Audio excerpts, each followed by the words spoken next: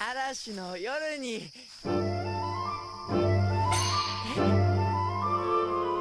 Hey everyone, GoatJesus here. I gotta say, I finally made it up the hierarchy. I'm climbing the ladder. Now I'm in the D ranks, even if it hasn't been calculated yet. I couldn't have done it without each and every one of you guys, seriously. It's the reason why I'm climbing up the ladder. So thank you. In celebration of my lack of life and your dedication, I'm gonna do a review of my namesake and make a review of a little-known movie called Arashi no Yoru, or in English, One Stormy Night. It's kind of a guilty pleasure of mine. Sexy goats. I would love to lick your fucking Arashi no Yoru. The story of Arashi no Yoru is a quaint one. It starts off in a barn one stormy night where a goat, Mei, and a wolf, Gabu, meet. Soon after, they trigger a relationship that causes stir amongst their respective clans and have to deal with the prejudices of their peers. Arashi no Yoru was based on a picture book series of the same name by Yuichi Kimura. It was directed by Gisaburo Sugi, who had a hand in directing the original Astro Boy and Lupin III. As said before, the film is quaint, which is honestly a breath of fresh air, at least for me. Arashi isn't going to challenge your mind in any kind of way. It's about the struggle between memetics and genetics and a societal conflict between interspecies relationships as they fight racial segregation. Reflective of such literary classics as Romeo and Juliet, the movie brings to mind modern philosophies of sexual consent and overcoming barbaric religious propaganda to seek a new age of enlightenment by using Disney-esque fairy tales as a base of deconstruction. Haha, you know, same old, same old. All that aside, I really do love this movie for its simplicity. It's something to sit down to and have some peppermint hot chocolate and relax, letting all the feels wash over you. It's like something I would have watched as a kid, but for me at least, it surpasses a lot of the old classics like The Fox and the Hound. It has none of the stigmata that anime holds these days. For once, no harems, no moe, boobs, gore. Oh, wait, there's gore. But weirdly enough, aside from Studio Ghibli stuff, I can't really think of many children's movies that are good. At least ones from Japan. This is a wholesome, funny, occasionally dark story about friendship, which is, in no way, gay whatsoever. The way you shake it, I can't believe it. I ain't never seen a ass like that. In terms of plot, there's really nothing for me to complain about. Given the nature of the story, there isn't really any room for plot holes. There are a few things tonally that are a bit jarring though, like how the first few minutes are incredibly grim considering the slapstick nature of the following scenes. One thing I really did like about this movie though is how it doesn't seem to really have a single villain. Sure, you can label the wolves in this movie as being the bad guys, and I guess you'd be right about that, but the goats aren't much better. And considering Arashi no Yoru is an allegory for the differences and similarities we share, and overcoming social stigma, I think that's an important thing to have, and is fairly well executed. It's also worth mentioning that the last third of this movie is actually very good in terms of emotional impact. It only is the tiniest bit rushed, and honestly, I was surprised at how good it was. There's not a whole lot to say about the characters in Arashi though. Gabu the wolf and Mei the goat are obviously the highlights being the leads. They aren't the deepest around, but they get the job done. The nature of their relationship is the interesting part. Gabu's struggle to get over his predatory nature in order to see Mei for who he is, Mei himself, who's blissfully ignorant of everything to a fault. They're certainly not super multifaceted, but they're charming and lovable. I think the weakest aspect though is the side characters. None of them seem like they're touched upon in the slightest. They serve more to represent their respective classes more than to actually define them as any legitimate characters. There's not much to talk about with the characters, so instead of diving into the aspects of any of them or how bad or good they are, I want to go into a little spiel that relates to the film. People really don't like homosexual undertones. They get pissed off at the slightest notion that someone has paired up two straight characters who are just friends. Look at the comment section for stuff like, Number 6 or Madoka Magica. A lot of people out there are gonna straight up say whatever fits their bill. They're gay. They're not gay.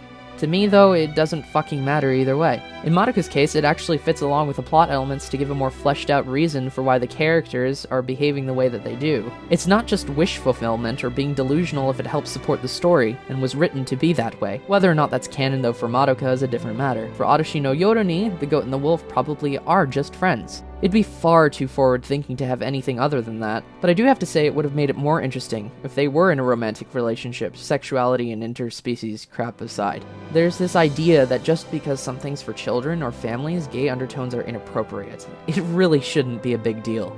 I think that's the important thing to take away from Arashi no Yoru. Not even so much the plot and the characters themselves, but the people who surround this movie, blasting stupid-ass comments left and right on YouTube. As long as a relationship is handled tastefully and written well, it shouldn't matter what gender the people are. Or goats and wolves, I guess. Now let's move on. The animation is somewhat of a mixed bag, but for the most part looks stunning.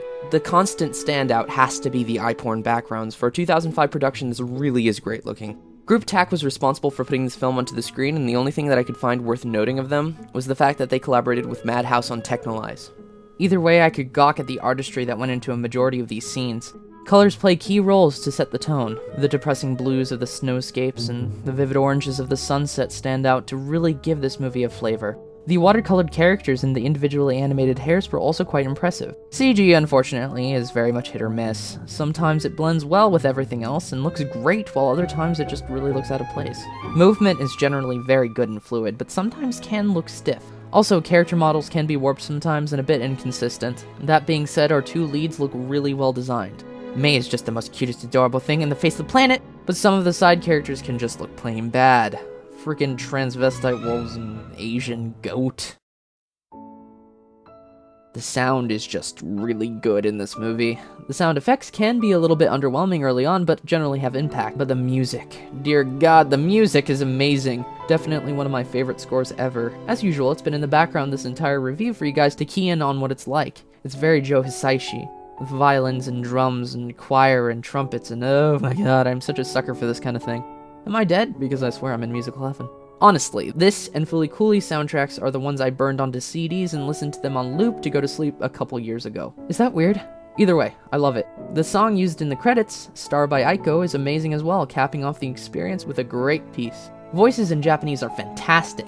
Standouts being the main two characters. Mei the Goat Seiyu, Hiroki Narimiya, is generally unknown, having played no other anime roles before or since Arashi, but he's just too damn sexy for his own good. The suave way he delivers his lines and the gentle sweetness makes any emotional scene he's in so much more convincing. There was maybe one or two lines in the entire film which could have had a little bit more energy, but that's about it. As for Gabu the Wolf, he's played by Shido Nakamura, who is most well known for his role in Ryuk in Death Note. He does a fine job here as well, especially with keeping the vocal texture he has consistent throughout the film. He also gets the energy spot on when he needs to. The rest of the Japanese cast does a superb job as well, but they aren't really in it enough for me to really focus on it for too long. As for the dub, well, there is one. Sort of. The circumstances are strange to say the least. It's like a glorified fan dub, actually. The guy behind it, Tustin Gilmer McAfee, was a die-hard fan furry, who got legal permission from Studio TAC to do a dub of it, but not distribute it. It's weird, I know. I don't even understand all the nuances myself. All I know is that we got one of the funniest dubs I have ever had the pleasure of hearing. Seriously, guys, this shit is hilarious. You got 95% of the characters being played by this one dude who does not have the range to pull it off. So you get classics like this. Know what it's called now? Lunch pass. And this. Wow. Hey, does he kick all your friends in the head the first time he meets them? Sorry about that. They're friends. And this. Goats grazing when the wolves came out of the fog and wiped most of us out. That being said, I really do respect the man. It takes a lot of time to put something like this together, and I don't doubt Tustin didn't have many voice actors at his disposal. I do have to say, though, his mixing is impeccable. Coming from a voice acting background myself, I should know. But in the end, we got a drunk-sounding Mei and a chain-smoker Gabu. It's worth something, I suppose. I'd say watch it in Japanese first, and then go ahead and rewatch it in English for the full comedic effect, but yeah. Links will be below for both versions, so keep that in mind. Ah, yes, this is very much a guilty pleasure of mine. After taking Japanese classes, this was the first movie I decided to watch without subtitles, and I understood everything. It was also the perfect age for me, being around 15. It was right when I was starting to long for my childhood again, and appreciated the simple things. Lately, I've forgotten a lot of what I've learned, but that doesn't change how much I love this movie and how important it is to me. I know it's for kids and all, but seriously, if you need a blast from the past, this is your movie. Arashi no Yoru ni is a fantastically atmospheric film that is not only charming, but captivating. Yes, it's not an epic anime series like you guys are used to, but it doesn't have to be for it to be good. Despite it being one of my all-time favorite films, I gotta rate this one objectively, and in the end, it gets a 7.5, with me encouraging you all to see it if you've got some time to spare. If you're in the mood for it, do it right now, because it's good. It's a hard movie to hate, so take that as you will. If you liked this, I'd probably recommend the Korean flash animation series There She Is, as well as the made-for-TV movie Are Umasou, both of which feature very similar themes and styles. Thank you all for watching, and thank you all for getting me 500 subscribers. You don't know how much this means to me. Have a good day, you guys.